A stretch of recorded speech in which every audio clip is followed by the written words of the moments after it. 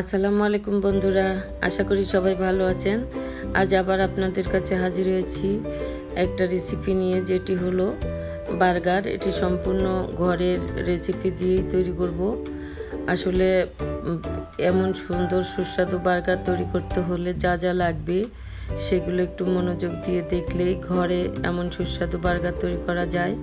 দেখুন, আমি গরুর মাংস নিয়েছি, কিছুটা কিমা করে ছোট ছোট করে কেটে নিয়েছি।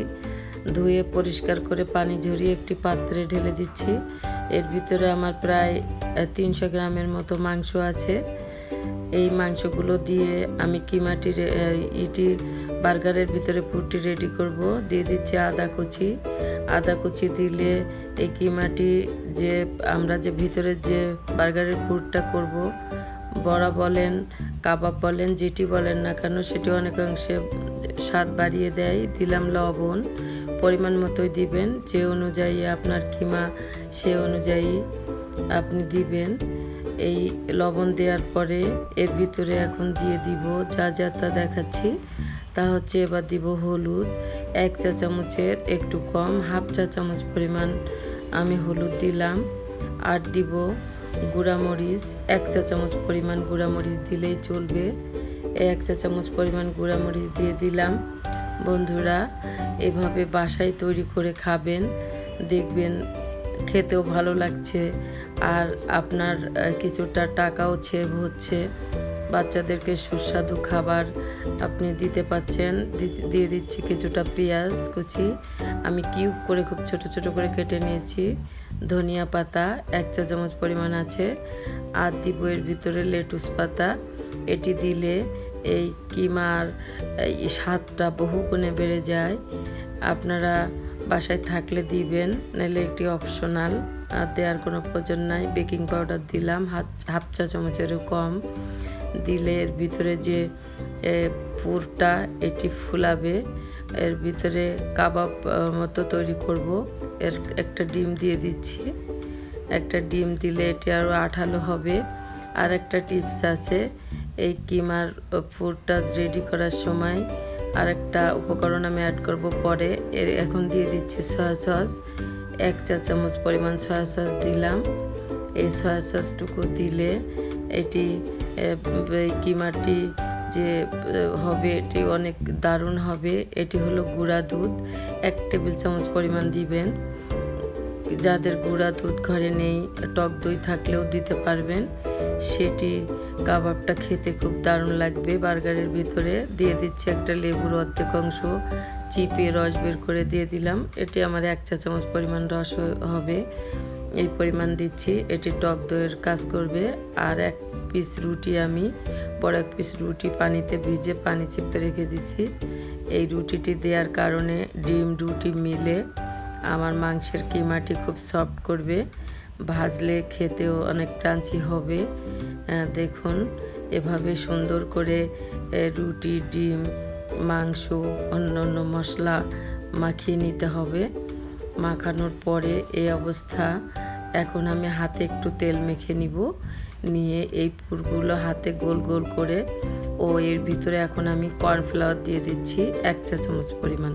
কর্নফ্লাওয়ারটা দিলে কিমার পুরটা আরও বেশি আঠালো হবে এবং খেতেও আপনার দারুণ লাগবে, এটি ফুলবে।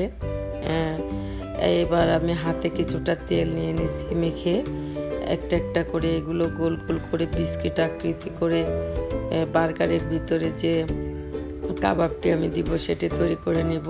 এভাবে হাতের নিচে গোল করে একটু চাপ দিয়ে বিস্কুট আকৃতি করব। হাতে করে একটু পাতলা করতে হবে, কারণ এটি বিফ, গরুর মাংস যেহেতু একটু সিদ্ধ হতে দেরি হয়, তাই খুব বেশি মোটা করবেন না। চিকেন হইলে খুব মোটা করলেও সমস্যা নাই। এবার আমি ব্রেড কামের ভিতরে এটি গড়িয়ে কোট করে নিব। এটি পাউরুটি গুঁড়া করে আমি ব্রেড কাম তৈরি করেছিলাম ঘরে, তার ভিতরে একে একে সবগুলো কাবাব আমি গড়িয়ে নিচ্ছি। দেখুন, মাংসের কাবাবগুলো সব ব্রেড কামে দিয়ে আমার এটি কোট করা শেষ। এবার আমার ভাজার পালা। আর দেখবেন পরের স্টেপে আমি চলে যাচ্ছি। চুলায় প্যান বসিয়ে দিচ্ছি। প্যানটা একটু গরম হলে এর ভিতরে আমি পর্যাপ্ত তেল দিয়ে দিছি, কারণ ব্রেড কামে কোট করা, তো ওটা একটু ডুবানো তেলে ভাজাই ভালো, কিন্তু আমি একবারে ডুবানো তেল দেইনি, জাস্ট 3/2 পরিমাণ আমার কাবাবটি ডুবে যাবে এরকম তেল দিয়েছি। এবার একটা স্প্যাচুলা আর একটি কাঁটা চামচের সাহায্যে আমি সবগুলো একে একে উল্টিয়ে দিব। যেগুলো প্রথমে দিয়েছি এগুলো প্রথমে উল্টাবো, যেগুলো শেষে দিয়েছি এগুলো শেষে। আর চুলার জালটি মনে রাখবেন মিডিয়াম টু লো হিটে রাখবেন। হাই হিটে রাখলে উপরের অংশ আগেই পুড়ে কালার ধারণ করবে এবং ভিতরে কিন্তু কাঁচা থাকবে, তাই এটা লো হিটে রান্না করাই ভালো। একবারে লো হিটে না, তাহলে এটি ফুলবে না। এই জন্য মিডিয়াম টু লো হিটে আমি শুরু থেকে শেষ পর্যন্ত এটি প্রায় 8 থেকে 9 মিনিটের মতো আমি রান্না করব, কারণ গরুর মাংস এটা সিদ্ধ হতে সময় লাগে। যদিও আমি খুব ছোট ছোট টুকরা করেছি, একবারে কিমা করে ফেলেছিলাম। বন্ধুরা, যারা এই করোনার সময় বাইরে থেকে বাচ্চাদেরকে খাবার কিনে দিতে পারছেন না, অথবা যারা যেহেতু বার্গার অনেক এক্সপেন্সিভ কিনতে পারছেন না, তারা ঘরে যা যা থাকে সেসব উপকরণ দিয়ে জাস্ট 2টি পাউরুটি কিনে এভাবে ঘরেই বানাইতে পারবেন। আমিও সেভাবে তৈরি করছি, দেখতে থাকুন। আমি বার্গারের পাউরুটি নিয়ে নিছি। এই রুটিটির ভিতরে আমি যে সসটি অ্যাড করব সেটি এখন তৈরি করব। আমার ঘরে মেয়োনিজ ছিল, মেয়োনিজটি আমি 2 চা চামচ পরিমাণ নিচ্ছি। এর ভিতরে 2 চা চামচ টমেটো কেচাপ দিচ্ছি। এটি কেনা কেচাপ, কারণ বাইরেরটা দিলে এটি খেতে একটু সুস্বাদু হয়, এই জন্য আমি 2টি সমান পরিমাণ মিক্সড করে দিচ্ছি। এবার এটি যখন 2টি মিক্সড করব, দেখবেন এর কালারটা কিন্তু একটু ডিফারেন্স কালার হয়ে গেছে। এটি খেতেও খুব সুস্বাদু লাগে। আপনারা বাসায় এভাবে যে কোনোভাবে একটা সস রেডি করতে পারেন, অন্য কোনো উপকরণ দিয়েও সস রেডি করা যায়। আমি এটি দিয়েই করলাম। এটি আমি বার্গারের ভিতরের অংশে মাখাবো। ইচ্ছা করলে বার্গার দিয়েও এটি খেতে পারেন। এই যে দেখুন, পাউরুটিটি আমি একটা নাইফের সাহায্যে ঠিক মাঝখান দিয়ে সাইড দিয়ে লাস্টের কিছুটা মানে 4/3 কেটে নিলাম। লাস্টের অংশ জোড়া থাকবে। এটি একবারে কেটে 2 টুকরা করে ফেলবেন না, তাহলে দেখতেও ভালো লাগবে না। এর ভিতরে আমি এই সসটি 4 চামচের সাহায্যে 2 সাইডেই মাখাবো, বাইরে নয়, ভিতরের 2 সাইডে আমি বলের গায়ে মাখিয়ে নিলাম। দিচ্ছি একটু লেটুস পাতা, এটি বার্গারকে আরও সুসজ্জিত করবে।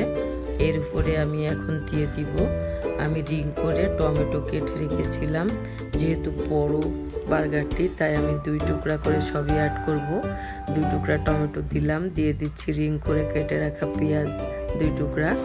আর আমি যেটি দেখিয়েছিলাম বিফের কাবাবগুলো ভেজেছি, ওগুলো একটু পাতলা এবং ছোট আকৃতি করেছি। আপনারা চাইলে বড় করতে পারেন। আমি একটু ছোট করে, যেহেতু ছোট করলে মশলাটা সুন্দর করে ভাজা হয়, আমি এখানে 2 টুকরা দিব। বাইরে থেকে কিনলে দেখা যায় বার্গারে বিফ থাকে না, অথবা যেখানে থাকে খুব সামান্য পরিমাণ। এটি বাসায় তৈরি করব, তাই পর্যাপ্ত পরিমাণ থাকলে পর্যাপ্ত দিবেন, না থাকলে নয়, অল্পতেও তৈরি করে খাওয়া যাবে। দেখুন, এত সুন্দর সুস্বাদু একটি রেসিপি আপনারাও বাসায় তৈরি করুন।